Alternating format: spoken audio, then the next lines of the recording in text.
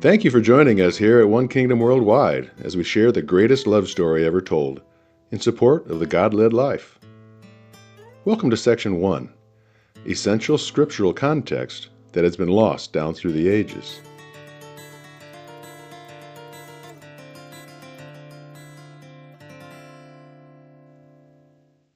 In the last episode, we described how the world works, generally speaking, under authority, hierarchy, and desires to control.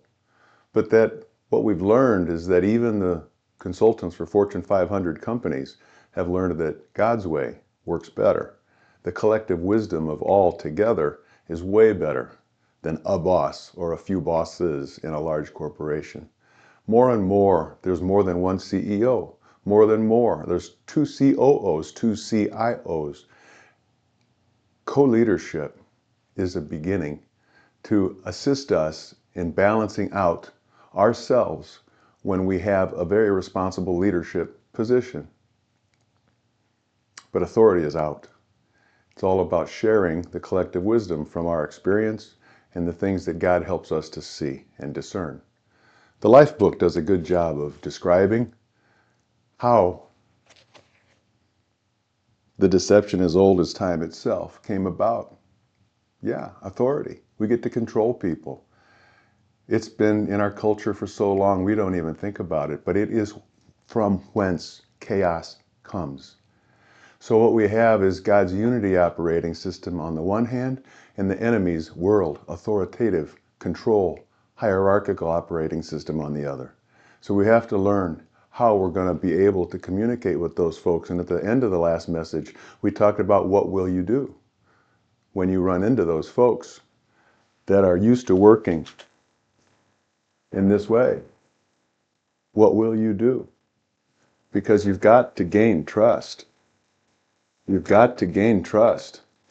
And the way that you behave is going to grow more trust and give you more opportunity to speak, as Jesus did, as we serve others and don't try to control others. Nonetheless, when we run into folks that are anything but in these attitudes, anything but caring about this, anything but, because what they want is more power and control, as we described with the Democrats and the Republicans, and that there's wisdom in the middle, and that when we're voting, we should be asking God, who do you want me to vote for? The Democrat, the Republican, the independent that's in there? But we ourselves are not aligned with anybody but our Father in heaven, taught by Jesus, led by the Spirit of the living God. So as we consider living the good life God offers us, revealing the deception as old as time itself in the Life book, we have a few diagnostic questions we can ask ourselves. One of which, can we call each other on our attitudes? Can we call each other on our attitudes? You see, if we call ourselves Talmudim, if we say that we're trying to become more and more like Jesus, then we should easily say to each other, hey, when I'm going the other way from here, and when I'm operating in the other way from here, you get to say so. I ain't going to scream at me. You're not going to shout at me. You're not going to figure out a way to blame me and use some kind of manipulate to control strategy. What you're going to do is gently, patiently, in the ways of Jesus, be humble, thirst for the righteousness, but be merciful and receive mercy, that we be pure in heart and be peacemakers. This is what we're asking of each other if we are Talmudim. So, do you have folks around you that you go to church with?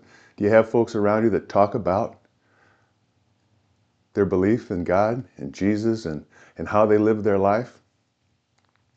Well, I know lots of folks like that, but they are not Talmudim. They've been messed up by authority and hierarchy and the beliefs as they grew up that they get to have control over people. Somebody's got to be the boss. In this situation, in this setting, I get to tell people what to do, and it's just not true. What's true is that we provide the information. I see what my Father in heaven is doing, and I do likewise.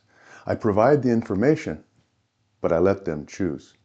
And what we've talked about previously as well is that there's only three kinds of people in the world, right? The wise, the fool, and the evil.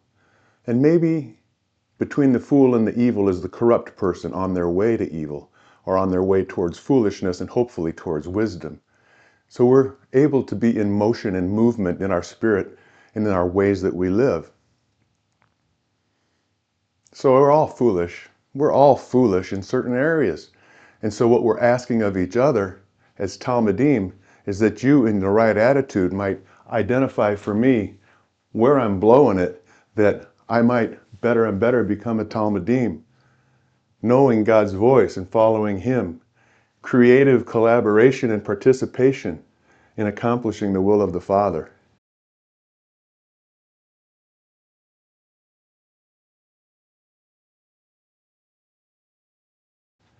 God, I have these things to consider. I have a decision to make. It's a big one. And it seems to me I can do this, that, or the other thing. And God will help. He will not choose for you, for me. He gives us the opportunity to hear the information. And so we said before too, Father is in charge of timing. So even though you're hearing and you're learning and you're coming to a decision about some of the things that it seems that He wants you to do, it might not yet be time to initiate that action.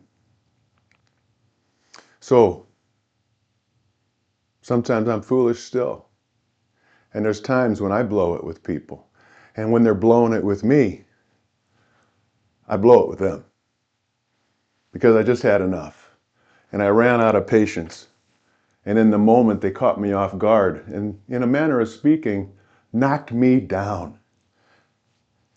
And having lost my peace and lost my control, self-control, persevering in gentleness, yeah, I can blow it. I have blown it. And I'll probably blow it again in the future. So the thing is to be sure that we're walking in these attitudes and staying in these attitudes, always on guard for the kind of people that sometimes get our goat, being prepared for them, walking as Talmidim, asking God in creative collaboration, how would you have me relate to this person today? Because I know I'm at risk. At the end of the last episode, we said, will we be able to remain in these attitudes in those times? Will we be able to persevere and produce fruit? Will we be Talmidim, becoming more and more like Jesus? And in 2 Corinthians chapter 3, at the end of the chapter, becoming more and more like Jesus, little by little, bit by bit. In the next episode, we'll take this a little further. But this is the challenge. Now let's talk about the solution. See you next time.